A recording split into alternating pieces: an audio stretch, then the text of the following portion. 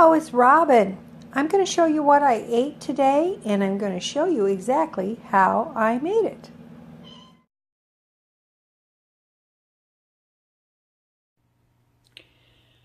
Okay, this is what I'm going to eat today. I'm going to show you what I eat in a day.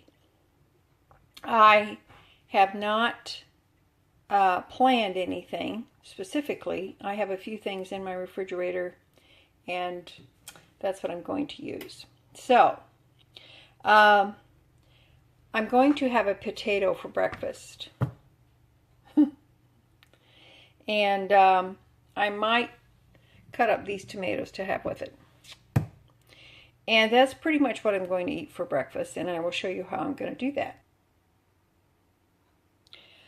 In this pan, I put 1 teaspoon of oil.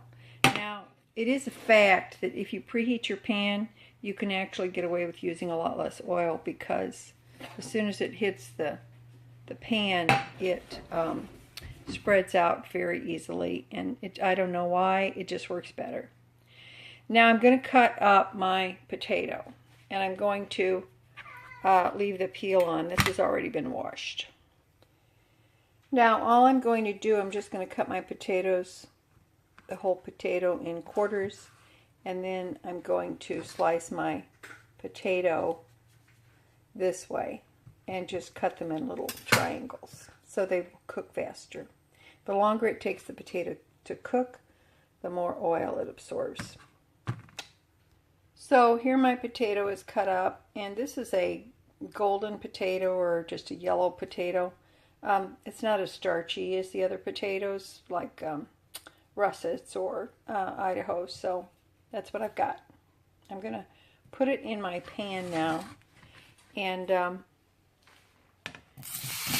going to start frying them, and we'll show you how that goes. Alright, now what I'm going to do is, I've got these in the pan,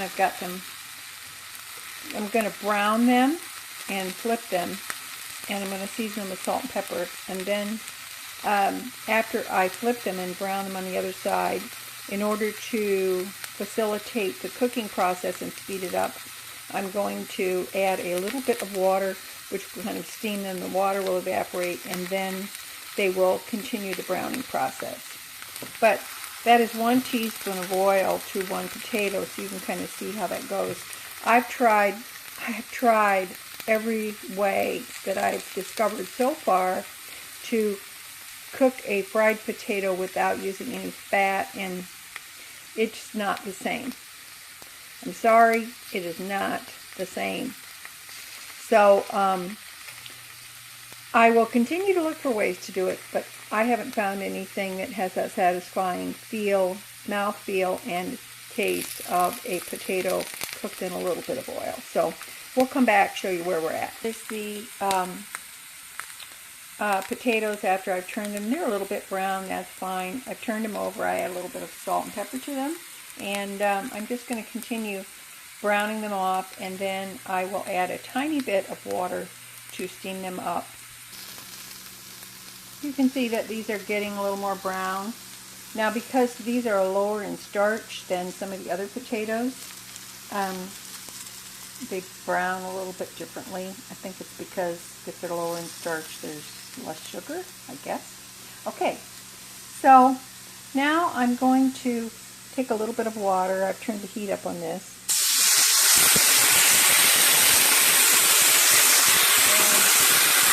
Going to let that cook off. It's going to steam them. It's going to help cook them.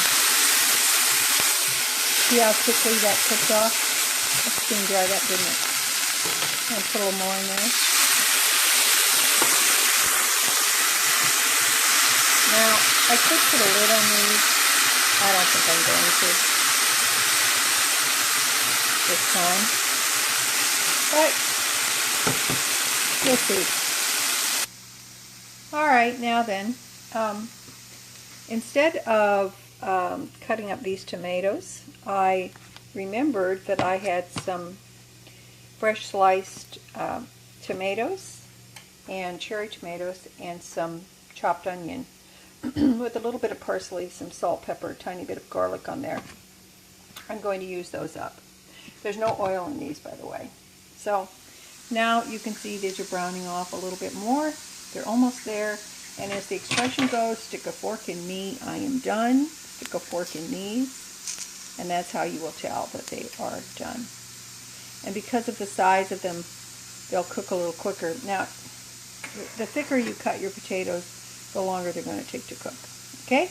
All right, I'll be back and when I plate these up, and I'll show you how they look. Now you see here there's no oil in these, but the reason why they look juicy is because the salt helps bring out the water, natural water in the onions and the tomatoes. All right, this is my breakfast. I think it looks pretty good. You can see the tomatoes, the onions, the potatoes. This is one whole potato, and I just took a spoon and along with some of the natural juice from the tomatoes, and I put it on the top, sprinkle a little bit of parsley so it looks party, and tasted for salt and pepper. Now then, this is really cheap. It's really easy. It tastes good. It's got 1 teaspoon of oil all total, and I don't think that's too bad. Okay? All right, listen, this is my breakfast. Hopefully I will remember and I'll show you what I eat throughout the day, but I did want to demonstrate this to you and show you how really easy this is to do. There's nothing to it. If you want to cook for a bunch, cook this for a bunch. And it's really delicious. Okay? All right, I'm going to eat this, and then I will be back to show you. Doesn't that look good? It looks pretty good. It's good. Okay, I'll be back.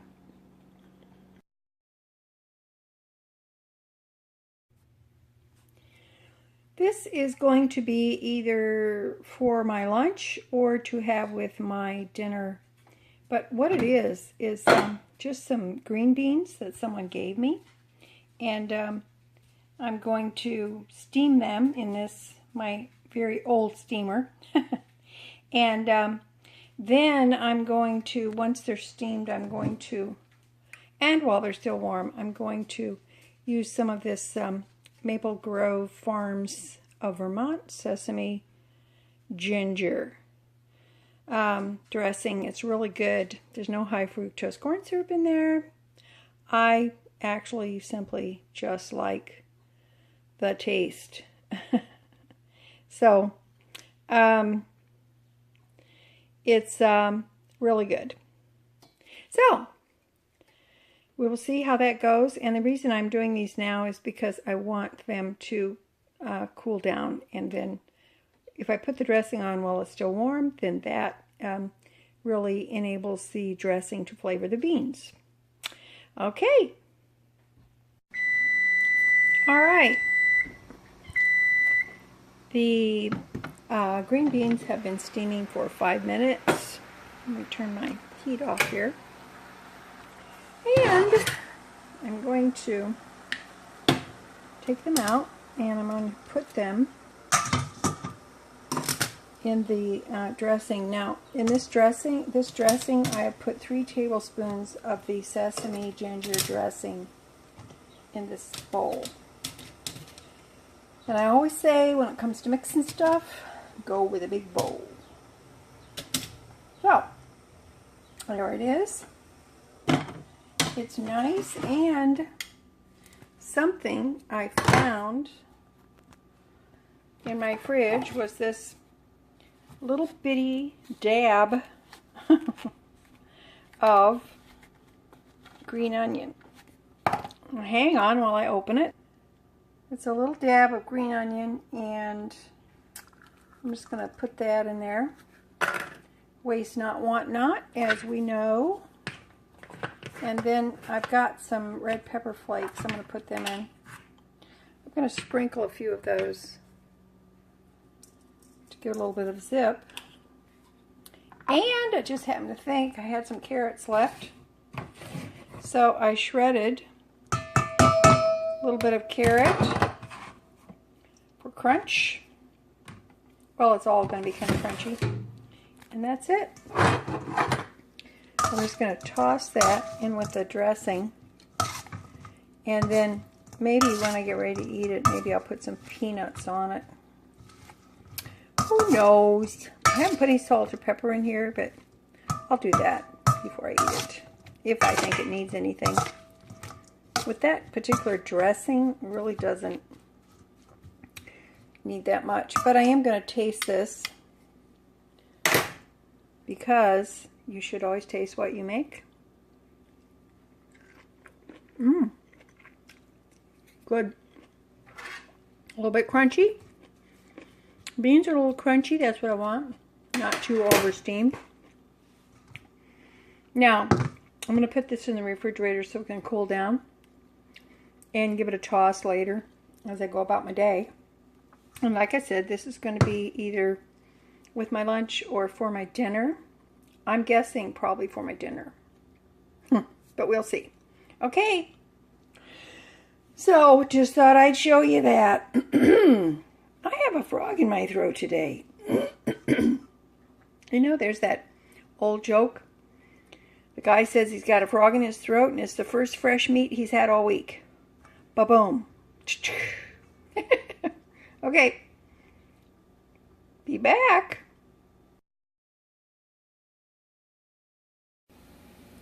Okay, this is going to be my lunch. I had a couple of pieces of leftover codfish that were pre-breaded and baked. Well, I baked them. And so I'm going to have a fish taco out of one of those pieces of fish. So I warmed this up here, and what I'm going to do is I'm going to just divide that in half like that.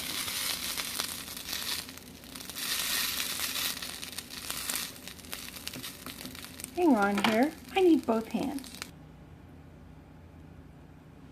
There you go. I got the fish here, and it's hot too. Anyway, I divided it up between my two taco shells, and these are hard shells, that's my preference. And what I did was, if you recall from this morning, I had some tomatoes and onions with a little garlic, salt, and pepper in them that I used on my potato for breakfast.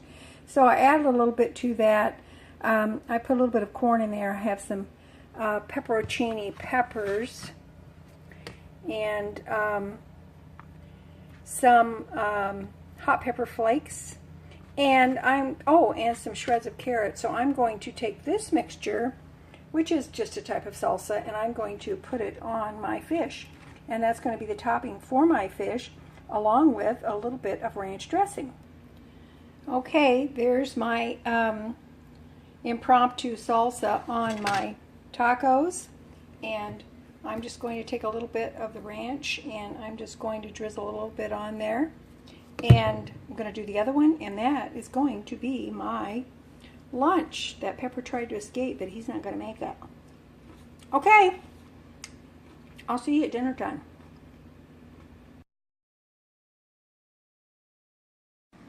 Hello, it's supper time. I'm actually making my dinner. And what I have in this pan, I'm steaming some, what is the equivalent of 1.5 ears of fresh sweet corn. Iowa sweet corn. Yum. Excuse me. What happened was, my neighbor, I had given my neighbor some green beans that were given to me, and I divided them between myself and two of my neighbor ladies, and so that's where the green beans came from. That's my green bean salad there. Doesn't it look good? And then later on, she brought me some sweet corn that her sister had grown. So, and what you see on top of that, it is some seasoned salt, which is garlic powder, onion powder, salt, some paprika, just a little spice on there because I'm not eating any butter on my sweet corn. So I'm going to have my steamed corn with my green bean salad that I made earlier today. I showed you how I did that. And just for the fun of it, I thought it'd be nice if I had some sesame seeds to put on there, but I don't. What I do have are these sesame sticks. This is part of a, I love this stuff. I get this at the dollar store. It's called Sweet and Spicy Mix, and it's just like a granola, sort of, kind of, a little bit. But these are spicy, and then it's got sesame sticks that are a little spicy, and then it's got a little bit of sweetness, and it has peanuts. And it has, look at this, it has almonds. So I'm going to put that with my green beans. Doesn't that look good? All right. When this is done and I plate it up, I will show you what it looks like. Okay? All righty. There we go. That supper looks pretty yummy, doesn't it? I think it does too. I try when I eat my meals, I try to incorporate some fresh food with whatever I'm eating. I don't always succeed, but I do try. And just so you know, for a snack today, I had some dried fruit and nuts. It's like a dried fruit, tropical fruit combination with a few peanuts in it. So it was pretty tasty. It makes a really nice snack for me. Okay, well, there it is. That's what I've had to eat today. I don't know if I'll have anything else today. I have, my beverages consisted of a couple of cups of coffee this morning and water all day. I usually drink water all day. Once in a while iced tea, but usually water plain or water with lemon. And which is pretty good from a person who was not a big water drinker many years ago. So, okay, there it is. Give it a try. You know what? I just used what I had in the house. And that's really it. I didn't go shopping. I really didn't buy anything special. I was just trying to use what I had. So, give it a try. Look around your kitchen, your pantry, and see what you've got. You might be surprised what you can make. Okay? All right. I love ya. You just remember that little is much when God is in it. Okay. I'll talk to you later. Bye. Thank you for watching Simple Food, Simple Life. Please like, subscribe, and share. And don't forget to press the bell.